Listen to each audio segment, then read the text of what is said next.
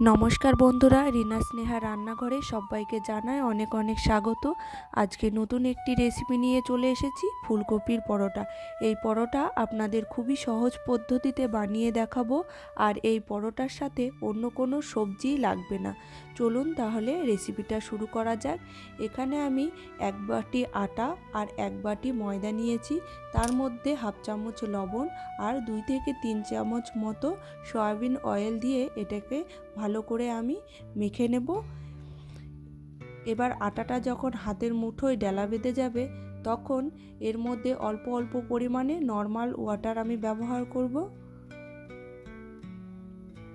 এবার এটাকে হাত দিয়ে ভালো করে মেখে নিতে হবে। যেরকম রুটি তৈরি করে সেরকমই একটি ডো তৈরি করে নেব। এবার ঢাকা দিয়ে 30 মিনিটের জন্য রেখে দেব।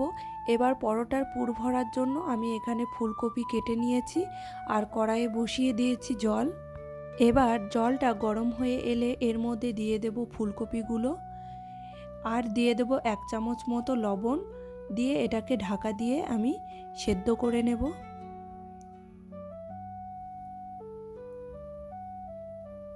এবার ঢাকা তুলে দেখে নেব ফুলকপিগুলো সেদ্ধ হয়েছে কিনা। যদি সেদ্ধ হয়ে যায় তাহলে ফুলকপিগুলোকে নামিয়ে জল ঝরিয়ে নেব। এরপর বসিয়ে দিয়েছি কড়াইয়ের মধ্যে দিয়ে দিলাম 2 থেকে 3 চামচ মতো সর্ষের তেল। এবার দিয়ে দেব 1 চামচ জিরে আর দিয়ে দেব 2 চামচ মতো রসুন কুচি। এবার রসুনটা ভাজা হয়ে এলে এর মধ্যে দিয়ে দেব হাফ চামচ আদা কুচি।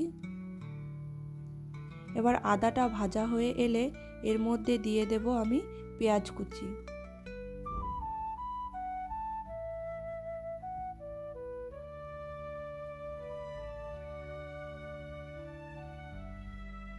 এবার এই পেঁয়াজগুলোকেও আমি ভালো করে ভেজে নেব। ভেজে নেওয়া হয়ে গেলে এর মধ্যে এবার দিয়ে দেব 2 চামচ মতো লঙ্কার কুচি। আপনারা আপনাদের প্রয়োজন মতো লঙ্কাটা দেবেন। আর দিয়ে দেব একটি টমেটো কুচি।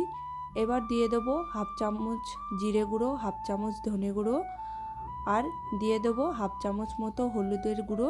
এবার এই মশলাগুলোকেও ভালো করে ভেজে নিয়ে এর মধ্যে দিয়ে দেব সেদ্ধ করে রাখা ফুলকপিগুলো।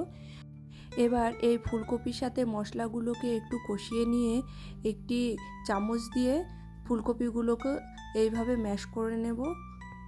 এবার লবণের পরিমাণটা বুঝে এখানে লবণ দিয়ে দিতে হবে। এবার এটাকে নাড়াচাড়া করে নামিয়ে নিয়ে এটাকে আমি এখন ঠান্ডা করে নেব।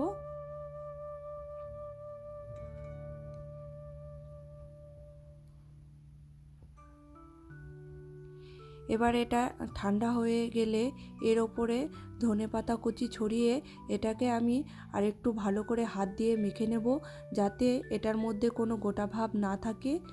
এবার 30 মিনিট পরে আটাটাকে হাত দিয়ে আরেকটু ভালো করে মেখে এখানে আমি ডো তৈরি করে নেব। এবার সমস্ত ডোটা তৈরি হয়ে এলে প্রথমে আমি একটি পরোটা বানিয়ে আপনাদের দেখাবো। একটি লেচি নিতে হবে। এবার এটাকে গোল করে বেলে নিতে হবে।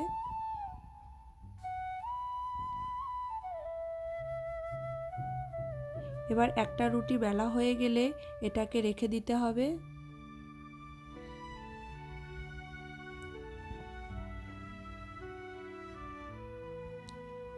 এবার আবারও আরেকটি ডো নিয়ে ঠিক একই রকমভাবে আমি আরেকটি রুটি তৈরি করে নেব।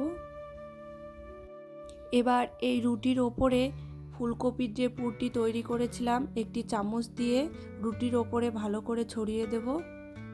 এইভাবে পরোটা বানালে আপনাদের পুর বেরিয়ে যাওয়ার ভয় থাকবে না। আপনারা যতটা মন এখানে পুর ভরতে পারেন। এবার সামান্য একটু জল দিয়ে রুটির চারিপাশে প্রথমে লাগিয়ে নেব। এবার এর ওপরে আরেকটি রুটি দিয়ে এই রকমভাবে হাত দিয়ে পরোটার মুখগুলো বন্ধ করে দিতে হবে, যাতে ভেতরের পুরটা বেরিয়ে না যায়। আবারও ঠিক একই পদ্ধতিতে আরেকটি পরোটা আপনাদের বানিয়ে দেখাবো। রেসিপিটা যদি ভালো লাগে অবশ্যই লাইক শেয়ার করবেন আর চ্যানেলটি সাবস্ক্রাইব না করলে অবশ্যই সাবস্ক্রাইব করে দেবেন, আর পাশে থাকা বেল আইকনটি অন করে দেবেন যাতে সমস্ত নোটিফিকেশান সবার আগে আপনার কাছে পৌঁছে যায়। এবার আমি পরোটাগুলো এক এক করে ভেজে নেব।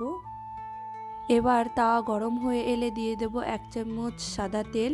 তেলটাকে প্রথমে ব্রাশ করে নিয়ে পরোটাটা দিয়ে এক পিঠ ভাজা হয়ে এলে আবারও আরেক পিঠের ওপরে তেল ব্রাশ করে দিতে হবে। দিয়ে এইভাবেই উল্টে পাল্টে পরোটাগুলোকে ভেজে নিতে হবে। আর এখানে গ্যাসের ফ্লেমটা মিডিয়াম আঁচে রাখতে হবে। এবার একটি পরোটা আমার ভাজা হয়ে গেছে, আবারও আরেকটি পরোটা আপনাদের ভেজে দেখাবো। প্রথমে আবারও তেল ব্রাশ করে নিতে হবে, দিয়ে এক পিঠ ভাজা হয়ে এলে তার ওপরে তেল আবার ব্রাশ করে দিতে হবে। ঠিক আবারও পরোটাটিকে উল্টে দিয়ে তেল ব্রাশ করে দিয়ে ঠিক এইভাবে পরোটাগুলোকে আমি ভেজে নেব।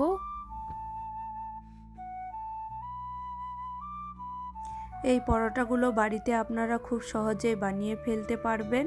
এখানে পুর ফেটে বেরিয়ে যাওয়ার কোনো সম্ভাবনা নেই। এইভাবে বানালে এক্সট্রা কোনো সবজির প্রয়োজন হবে না। আপনারা বাড়িতে অবশ্যই ট্রাই করবেন।